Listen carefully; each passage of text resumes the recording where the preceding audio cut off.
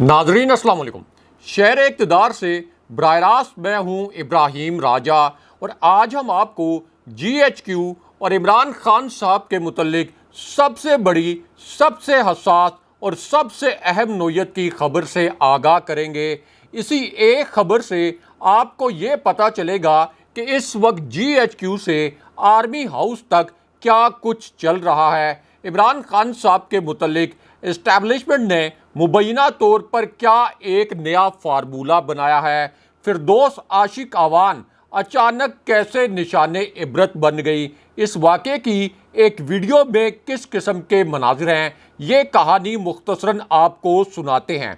इसी पूरी सूरत हाल में खौफनाक कत्ल की अंदरूनी कहानी क्या निकली, ये कातिल कौन था, इसके दो नुकात भी मुख्तसरन आपके सामने रखते हैं।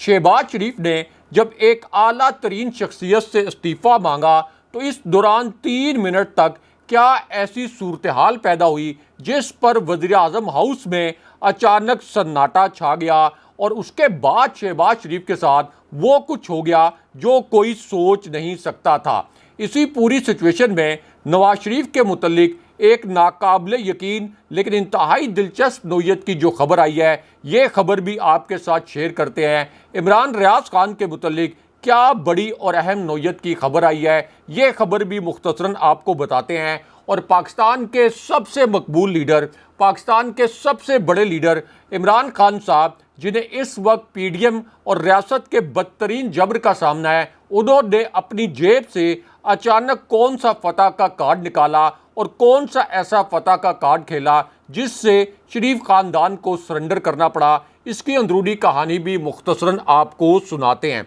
सबसे पहले आपको नवाज शरीफ के मुतल्लिक एक नाकाबिले यकीन लेकिन इंतहाई दिलचस्प नोयत की खबर से आगाह करते हैं। अब एक तरफ तो नवाज शरीफ की जो परवाज़ है इसको अमली तौर पर फ़िलहाल रोक लिया गया है, यानी नवाज शरीफ और जनाब बाजवा के दरमियान मुबैना तौर पर जो एक डील की गई थी कि रजीम चेंज ऑपरेशन के फ़ौरन बाद नवाज शरीफ के ना सिर्फ तमाम मुकदमात ख़त्म होंगे बल्कि उनकी नाअहली भी ख़त्म करवा दी जाएगी और उसके फ़ौरन बाद वो पाकिस्तान आ जाएंगे।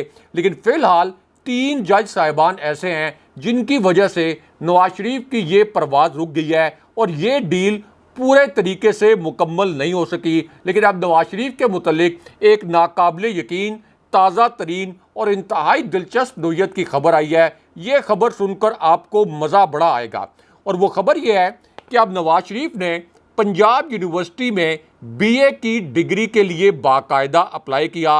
नवाज शरीफ ने 1968 में 1968 में लाहौर से BA किया था और अब अचानक उन्होंने अपनी BA की डिग्री की नकल के लिए पंजाब यूनिवर्सिटी में ऑनलाइन अप्लाई किया, यानी लंदन से ऑनलाइन अप्लाई किया कि उनको उनकी BA की डिग्री चाहिए। और अब पंजाब यूनिवर्सिटी के जो ज़राए हैं वो ये कहते हैं कि नवाज शरीफ की जानिब से BA की डिग्री की नकल जो मांगी गई है ये हमने जारी तो कर दी है, लेकिन यहाँ पर बहुत से सियासी हल्के ये सवालात उठा रहे हैं कि आखिर नवाज शरीफ को अचानक अपनी BA की डिग्री की नकल की ज़रूरत क्यों पड़ गई। लेकिन यहाँ पर आपको आर्मी चीफ जनाब आसिम मुनीर और इमरान खान साहब के मुतल्लिक पाकिस्तान के सबसे बड़े न्यूज़ चैनल ने अब से 25 मिनट पहले जो सबसे अहम और सबसे बड़ी खबर चलाई है, इस खबर के दो नुकात से आगाह करते हैं। अब ये खबर उस वक्त आई जब शहबाज शरीफ ने अचानक एक ताकतवर शख्सियत से इस्तीफ़ा मांग लिया और उसके बाद वज़ीर आज़म हाउस में वो कुछ हो गया जो कोई सोच नहीं सकता था, कोई तसव्वुर नहीं कर सकता था। और ये जो पूरी कहानी है इसका ताल्लुक बराह रास्त army chief general Asim Munir से भी है। इसी वजह से ये एक बड़ी हसास नोयत की खबर है। अब इस एक खबर से आपको ये भी पता चलेगा कि शहबाज शरीफ जाली तरीके से वज़ीर आज़म तो बन गए, लेकिन वज़ीर आज़म बनने के बावजूद वो कितने लाइल्म हैं और कितने नाअहल भी हैं। तो मामला ये है कि army chief general Asim Munir के मुतल्लिक जो एक इंतहाई हसास नोयत का डेटा लीक हुआ जिसमें उनके ख़ानदान की एक खातून का डेटा भी लीक किया गया। इसी तरह army chief general Asim Munir के वालिद का एक शनाख्ती कार्ड, उसका जो डेटा है उसको भी लीक किया गया और ख़ुद army chief general Asim Munir का शनाख्ती कार्ड और उनके पासपोर्ट तक रसाई भी हासिल की गई। अब इस पूरी सूरत हाल में पहले मरहले में जब ये तहकीकात की गई तो नादरा के 6 अफसरान को बरतरफ किया गया, लेकिन उसके बाद शहबाज शरीफ ने जब एक आला तरीन शख्सियत से इस्तीफ़ा मांगा तो उस वक्त प्राइम मिनिस्टर हाउस में इंतहाई नाकाबिल यकीन, इंतहाई गैर मामूली सूरत हाल पैदा हुई और शहबाज शरीफ के साथ वो कुछ हुआ जिसका शहबाज शरीफ ने कभी तसव्वुर नहीं किया होगा।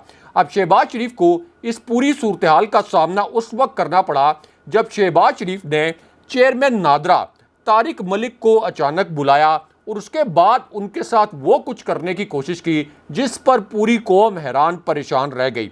अब शहबाज शरीफ ने अपनी नाअहली से ड्रामा ये किया कि चेयरमैन नादरा को अपने सामने बिठाकर ये कहा कि आप तो वही हैं जिन्होंने 2018 के इलेक्शन में आरटीएस बिठाया था, यानी वो सिस्टम जिसके ज़रिए इलेक्शन के नताइज आने थे। इस पर चेयरमैन नादरा तारिक मलिक ने यह जवाब दिया, जनाबे वाला सर प्राइम मिनिस्टर, मैं तो 2016 में नादरा छोड़कर अमेरिका चला गया था। मैं पूरे 5 साल के बाद 2021 में नादरा में वापस आया और जिस वक्त 2018 के इलेक्शन हुए उस वक्त मैं पाकिस्तान में मौजूद ही नहीं था। तो आप मुझ पर यह इल्ज़ाम कैसे आयद कर सकते हैं कि मैंने कोई 2018 के इलेक्शन में आरटीएस को बिठाया था। अब जिस वक्त चेयरमैन नादरा तारिक मलिक ने यह कहा कि मैं तो 2018 में पाकिस्तान में ही नहीं था, तो उस वक्त भी शहबाज शरीफ ने यह कहने की कोशिश की कि नहीं, आप पाकिस्तान में थे, आप ही ने आरटीएस बिठाया। इस पर वहाँ जो मौजूद लोग थे वो हैरान परेशान रह गए और शहबाज शरीफ को अपनी नाअहली, लाइल्मी और नालायकी की वजह से तमाम लोगों के सामने शदीद शर्मिंदगी का सामना करना पड़ा, क्योंकि हकायक ये हैं कि चेयरमैन नादरा जिनसे अब ज़बरदस्ती इस्तीफ़ा लिया गया है, ये 2018 के इलेक्शन में पाकिस्तान में नहीं थे बल्कि अमेरिका में थे। लेकिन यहाँ पर आईएसआई और इसाक डार के मुतल्लिक इंतहाई हसास नोयत की खबर से आपको आगाह करते हैं। ये एक ऐसी खबर है जो एक बहुत बड़े सहाफ़ी ने अपने कॉलम में शाया किया है। इस कॉलम के और इस खबर के 2 नुकात आपको मुख्तसरन बताते हैं। अब इस खबर के पहले नुक्ते के मुताबिक आईएसआई ने बराह रास्त इसाक डार पर छापा मारा और ये जो छापा मारा गया इसाक डार पर, ये बराह रास्त डायरेक्टली जीएचक्यू के डायरेक्टिव्स पर और जीएचक्यू की हदायत पर मारा गया। अब ये छापा आईएसआई को इसलिए मारना पड़ा कि जीएचक्यू की जो आला तरीन क़यादत है, यानी आर्मी चीफ के लेवल की जो क़यादत है, इनको इसाक डार की करप्शन के इंतहाई मुस्तनद और ठोस किस्म के शवाहिद मिले थे। अब ये जो शवाहिद हैं ये आर्मी चीफ तक एक इंतहाई मोतबर शख्सियत ने पहुंचाए थे। इसी इंतहाई मोतबर शख्सियत ने आर्मी चीफ से मुलाकात के लिए वक्त मांगा था और आर्मी चीफ को ये बताया था कि मेरे पास इसाक डार की करप्शन के ऐसे शवाहिद मौजूद हैं जिनको देखकर आपके होश उड़ जाएंगे। उसके बाद आर्मी चीफ ने इसी शख्सियत को मुलाकात के लिए बुलाया। इस शख्सियत ने जो इसके पास इसाक डार की करप्शन के शवाहिद थे वो आर्मी चीफ को पेश किए और आर्मी चीफ भी इन शवाहिद को देखकर हैरान रह गए। उसके बाद आर्मी चीफ ने एक बहुत बड़ा फैसला किया और वो फैसला ये था कि ये जो तमाम शवाहिद हैं ये आला तरीन फ़ौजी क़यादत, यानी तमाम जो सर्विसेज चीफ्स हैं, उनके सामने रखे जाएंगे। और उसके बाद आर्मी चीफ ने आईएसआई को ये कहा कि एक मरतबा फिर इसाक डार पर ये जो करप्शन के इल्ज़ामात हैं इनकी तहकीकात दोबारा से कर ली जाएं, ताकि सेफ साइड ये एक हम इंश्योर कर लें कि ये तमाम शवाहिद 100% दुरुस्त हैं। उसके बाद आईएसआई ने दोबारा से 9 लोगों से ये तमाम तहकीकात की और जब दोबारा तहकीकात की गई तो इसाक डार की करप्शन के इससे भी ज़्यादा शवाहिद सामने आ गए। उसके बाद आईएसआई ने एक फ़ाइल बनाई। इस फाइल में इसाक डार की करप्शन के शवाहिद थे और ये जो फाइल है ये जीएचक्यू और आर्मी चीफ के हवाले कर दी गई। उसके बाद आर्मी चीफ ने यह फैसला किया कि ये जो इसाक डार की करप्शन के शवाहिद हैं ये बराह रास्त प्राइम मिनिस्टर को पेश किए जाएंगे और उसके बाद प्राइम मिनिस्टर हाउस में, यानी वज़ीर-ए-आज़म हाउस में जो इजलास हुआ, जहां पर आर्मी चीफ मौजूद थे, जहां पर प्राइम मिनिस्टर मौजूद थे, जहां पर पूरी फौजी क़यादत यानी पाक फ़ज़ाइया के सरबराह, पाक बहरिया के सरबराह, डीजी आईएसआई और इसी तरह chairman joint chiefs of staff committee भी मौजूद थे, वहाँ पर इसाक डार की करप्शन के शवाहिद रखे गए। इसाक डार खुद भी इस इजलास में मौजूद थे और यहाँ पर वो फौजी क़यादत के किसी सवाल का जवाब नहीं दे सके, यानी एक तरह से उन्होंने एतराफ़ जुर्म कर लिया कि हाँ मैंने ये करप्शन की है और ये जो शवाहिद हैं ये एक गैर मुल्की सरमायाकार ने नेटो के सिविल नुमाइंदे के जरिए उस वक्त के army chief general Qamar Javed Bajwa के पास पहुंचाए थे। और उसके बाद जावेद चौधरी साहब ने ये कॉलम लिखा कि जनाब बाजवा ने एक ब्रीफिंग में उनको ये बताया था कि कितने इसहाक डार किस लेवल के करप्ट थे और किस तरह से ये गैर मुल्की सरमायाकारों से कमीशन मांग रहे थे। लेकिन उसके बाद सितम ज़रीफ़ी ये है कि एक डील के तहत इसहाक डार को मुल्क पर मुसल्लत कर दिया गया। लेकिन अब आज के दिन में इसहाक डार के मुतल्लिक एक ऐसी तबाहकुन नोयत की खबर आई है जिस खबर को सुनकर आपके होश उड़ जाएंगे कि ये इसहाक डार के मुतल्लिक आज के दिन में किस किस्म की खबर आई है। अब ये जो खबर है ये पाकिस्तान के सबसे बड़े अंग्रेजी अखबार डॉन में शाया हुई है और इस खबर का जो एक मरकजी नुक्ता है ये आपको मुख्तसरन बताते हैं। अब इस खबर में बताया ये गया कि मईशत की आलमी रेटिंग की जो एजेंसी है यानी मूडीज़, इसने पाकिस्तान के मुतल्लिक अपनी एक ताज़ा तरीन रिपोर्ट जारी कर दी है और इस रिपोर्ट में ये कहा गया है कि पाकिस्तान के पास IMF से 2.2 अरब डॉलर की किस्त लेने का वक्त तकरीबन ख़त्म हो चुका है और अब पाकिस्तान का दिवालिया होने से बचना नामुमकिन है। यानी इसहाक डार ने पाकिस्तान के तमाम एयरपोर्ट्स तक को गिरवी रखवा दिया। लेकिन अब सबसे बड़ी मईशत की जो आलमी रेटिंग एजेंसी है उसने अब ये रिपोर्ट जारी कर दिया है कि पाकिस्तान अमली तौर पर दिवालिया हो गया है। दूसरी जानिब एक खौफनाक खबर यह भी है कि इस वक्त पाकिस्तान को जितने डॉलर्स की ज़रूरत है मुल्की ज़रूरियात से इस वक्त 16 अरब डॉलर कम हो गए हैं। लेकिन यहाँ पर आपको कराची मेयर के इलेक्शन के मामले में भी एक जो अदालती और बड़ा ड्रामाई किस्म का मोड़ आया है इस मोड़ से भी आगाह करते हैं। तो मामला ये है कि कराची में जो मेयर का इलेक्शन था जिसमें जमात इस्लामी के 31 अरकान को गायब कर दिया गया और उसके बाद धौंस धांधली और खरीदो फरोख्त के जरिए पीपल्स पार्टी ने मुर्तज़ा वहाब को मेयर कराची मुंतखब करवा लिया। लेकिन अब इस मामले में एक बड़ा ट्विस्ट ये आया है कि एक तरफ तो जमात इस्लामी ने ये जो धौंस और धांधली के जरिए ये नाम नहाद इलेक्शन जीता गया है इस पर योम स्याह मनाने का ऐलान किया और दूसरी जानिब इसे अदालत में चैलेंज करने का फैसला भी कर लिया।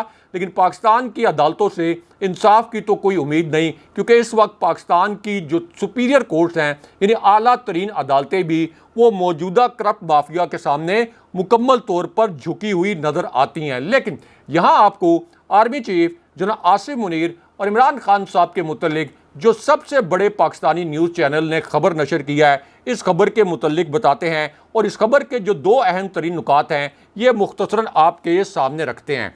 अब ये जो खबर है इस खबर के पहले नुक्ते में आर्मी चीफ जनाब आसिम मुनीर और इमरान खान साहब का हवाला दिया गया।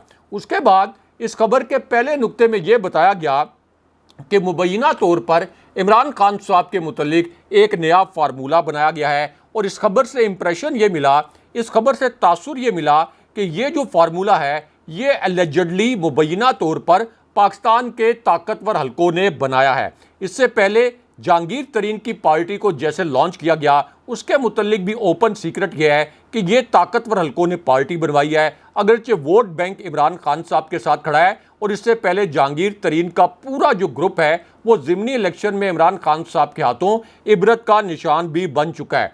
अब ये जो आर्मी चीफ जनाब आसिम मुनीर और इमरान खान साहब के मुतल्लिक खबर नशर की गई है इस खबर में यह बताया गया कि इमरान खान साहब को मुबैना तौर पर इस तरह के पैगामात भिजवाए जा रहे हैं कि वो वक्ती तौर पर लंदन चले जाएं, कुछ अरसे के लिए लंदन में रहें, इस दौरान PTI ख़त्म होने से या कलदम होने से बच जाएगी और इमरान खान साहब की जान को इस वक्त जो शदीद ख़तरात हैं इनसे भी छुटकारा मिल जाएगा।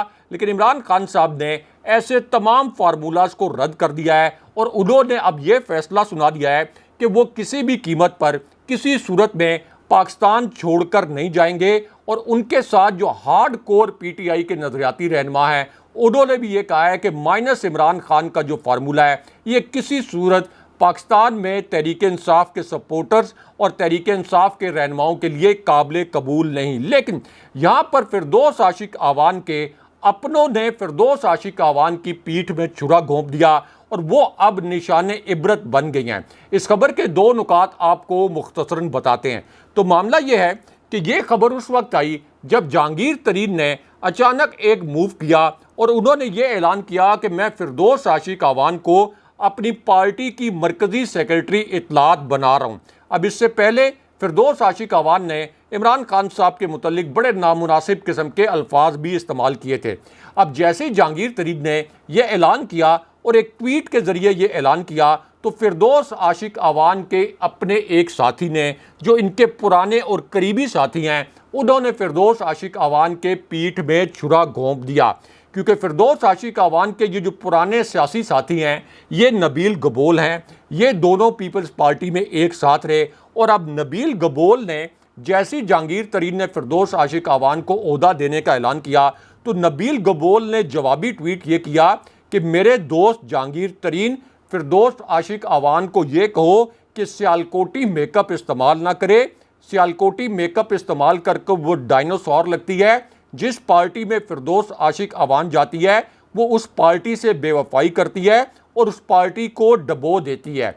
अब ये जो डायनासोर जैसे अल्फाज इस्तेमाल किए गए या ये सियालकोटी मेकअप जैसे अल्फाज इस्तेमाल किए गए, ये तो जाहिर है कि इंतहाई नामुनासिब किस्म के अल्फाज हैं। लेकिन फिरदौस आशिक अवान जिस तरह से पार्टियां बदलती हैं, उस पर उन पर एक तनकीद का बहुत बड़ा तूफान खड़ा हो गया। दूसरी जानिब कोयटा में एक वकील के खौफनाक कत्ल के मुकदमे में इमरान खान साहब को फंसाने की जो कोशिश की गई, इस हवाले से भी एक बड़ी खबर आई है। क्योंकि ये जो वकील हैं जिनको कोयटा में कत्ल किया गया, इसका मुकदमा इमरान खान साहब के खिलाफ दर्ज कराया गया। इमरान खान साहब को इस मुकदमे में फंसाने की कोशिश की गई। लेकिन इस वकील के जो अहले खाना हैं, उन्होंने खुद ये स्टेटमेंट दिया कि असल में ये जो वकील हैं, इनको ज़ाती दुश्मनी की बिना पर निशाना बनाया गया। इसलिए उसके फ़ौरन बाद अता तारड़ जैसे किरदार सामने आए और इन्होंने इस कत्ल का इल्ज़ाम इमरान खान साहब पर लगाने की कोशिश की। लेकिन अब ये इल्ज़ाम कानूनी तौर पर और आईनी तौर पर भी मुकम्मल पिट गया है। अगले प्रोग्राम तक के लिए अल्लाह हाफ़िज़।